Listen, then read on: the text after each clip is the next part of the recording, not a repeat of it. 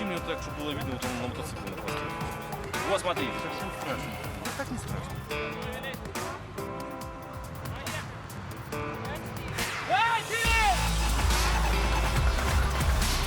Projects preserving historical heritage and renewing interest in history are among the many activities of our company. New modern technologies are very valuable for those projects, and we use them quite often. For instance, Wargaming has been experimenting with content in a virtual reality format, also known as 360-degree videos, for more than a year. In the beginning, it was a series of virtual tours around tanks. The viewer is placed in the vehicles with our military experts Nicholas Moran and Richard Cutland. Afterwards, a reenactment of a battle in 1941 was released in the 360-degree format. In the reenactment, viewers feel like they are in the midst of a dynamic tank battle. Continuing our experiments with this technology, we decided to show what happened during the war in different countries. This video is about World War II. That's why we invited veteran tankers from Great Britain, the United States of America, and the Soviet Union to participate in the filming. And we're very happy that they accepted our invitations. It's a great honor to make a video with them. I and all others were called up for service. There were 18 to 20 people from the School of Education because we had finished it and had secondary education. We were sent to different military training schools. I was sent to the Armored School. I wanted to be a pilot, but the military commission said, no, you've got a weak heart. You'll be a tanker. So we backed the tanks up, and nobody came to talk to me at all. And I saw a sailor walking about on the tank, on the deck, and I said to him, excuse me, but where do we get off? Because, you know, we've anchored the tanks down, I've got to go and get some more on another boat, I suppose. So this chap said, get off. He said, you better look through the porthole. So I looked through the porthole, and we were at sea. So I said, well, where the dickens are we going? He said, well, we're going to France, of course. Well, that was my invasion. That was D2. But the point was that when the soldiers were brought to go to replace the people who'd been killed, the girls in England, when they went, would marry them. And of course, they didn't come back home. And we still have 45, we used to have 54, but 10 have died recently because they're getting old. In the circumstances, what we try to do is to raise money for the widows that we still have, the 45. And if it was of any interest, there's a Colonel Tootle, who was a colonel of 3rd Para, who has decided to take up my story of staying alive from one end of Normandy to the other end of Germany, if you like.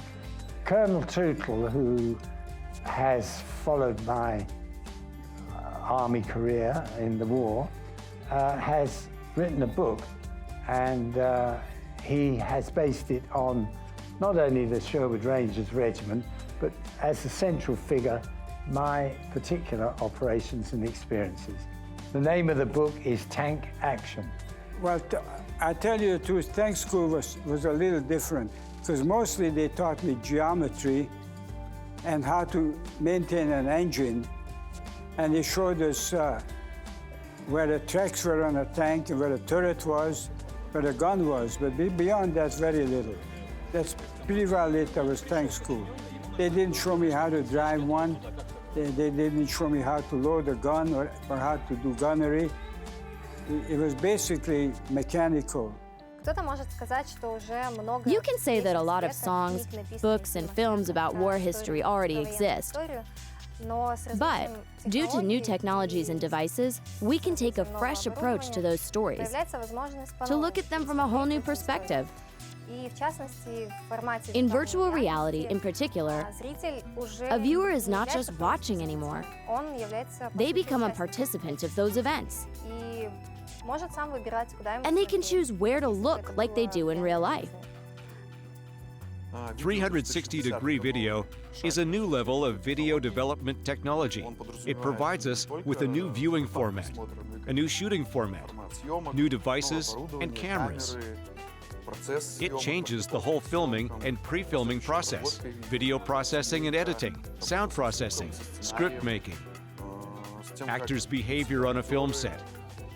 You have to manage all those things in a different way and reorganize your time.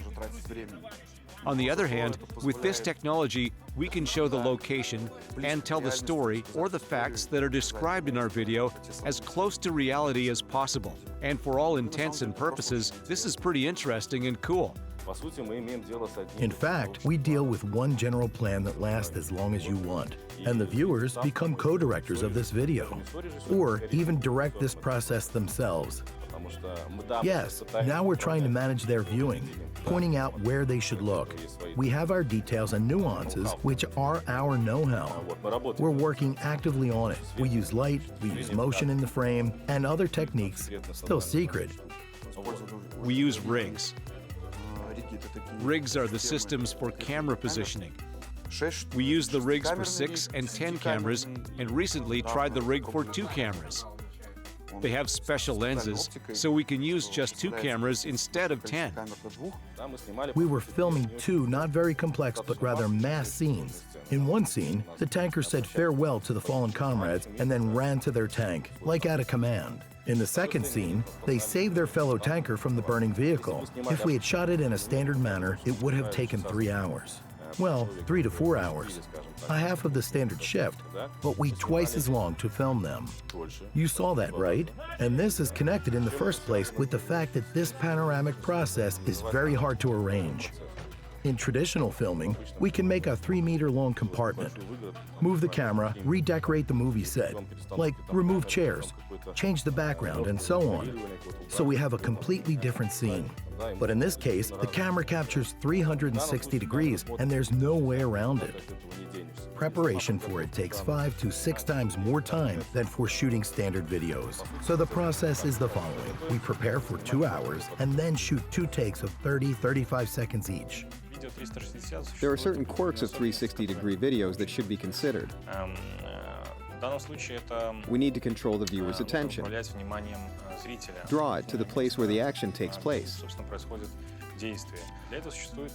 There are a number of techniques for doing so.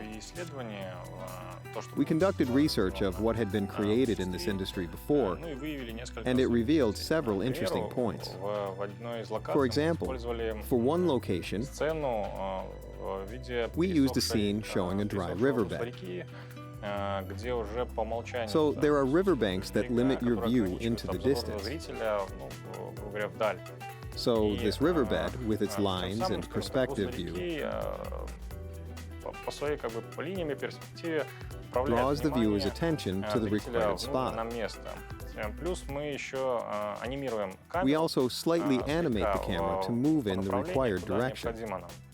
Generally speaking, you don't need sophisticated technology to watch 360-degree video. You can use a normal smartphone, tablet, cardboard, if you have one, or a special plastic device like a Samsung Gear VR. Some people have Oculus Rift or other virtual reality helmets. Those devices help you immerse yourself in virtual reality and feel like you're there during 360-degree video viewing. For the 360 project, we're creating 3 action scenes of tank battles in virtual reality. When we received this project, we didn't quite know what we were dealing with. But after running some tests, like rendering animation tests, we became more enthusiastic. We liked what we had filmed, and it became really enjoyable. So it's kind of a challenge for the team. Only a year ago, 360-degree video production was very costly. We needed specific rare and very expensive devices and equipment. There were a few people who had those very specific skills.